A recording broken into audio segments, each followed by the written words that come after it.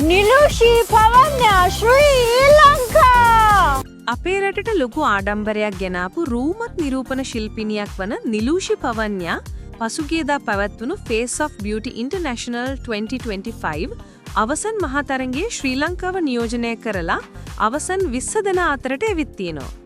මේ තරඟයෙන් පිලිපීනයේ නිකී බුවනාෆේ චෙවෙත් ජයග්‍රහණය කළාට අපේ රටේ කවුරුත් කතා කළේ නිලූෂි ගැන.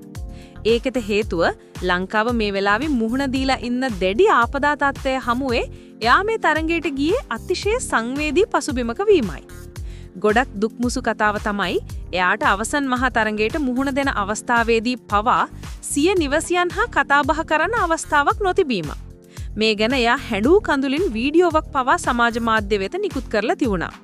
එතනදී යා කිව්වේ Tamanට කලහකි උපරිමය රට දිනවීම වෙනුවෙන් සිදු කරන බවයි. ඒ වෙලාවේ මුළු රටේම ආදරේ යාට ලැබුණා.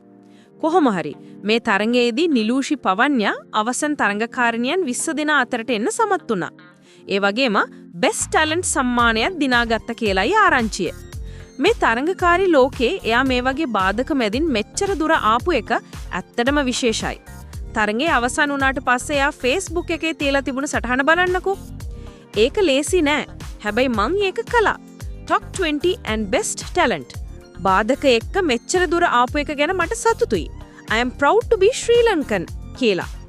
මේ වගේ අමාරු වෙලාවකදී රට වෙනුවෙන් මේ තරම් දේවල් කරන අපේ නිලියට අපි හැමෝගෙම සුබ පැතුම්.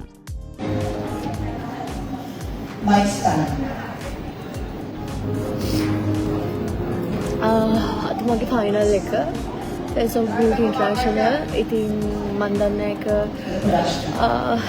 මම උපරිම try කරනවා. මොකද මෙතන ලොකු කම්පිටිෂන් එකක් තියෙනවා.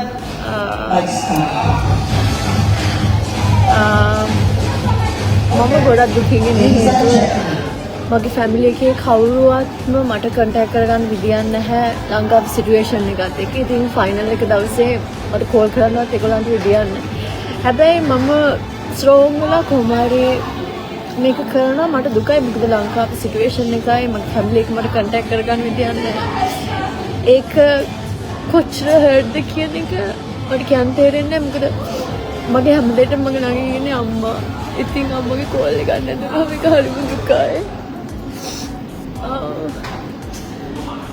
මොකද දවස් තුනක් මට ඒගොල්ලන්ට කතා කරන්න ඕනේ නැහැ. කතා කරන්න ඕනේ නැහැ මේ කෝල් ගන්න විදියක් නැහැ.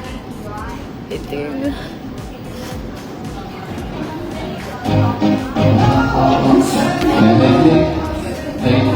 嘿，所以再大声，嘿嘿嘿，嘿嘿嘿。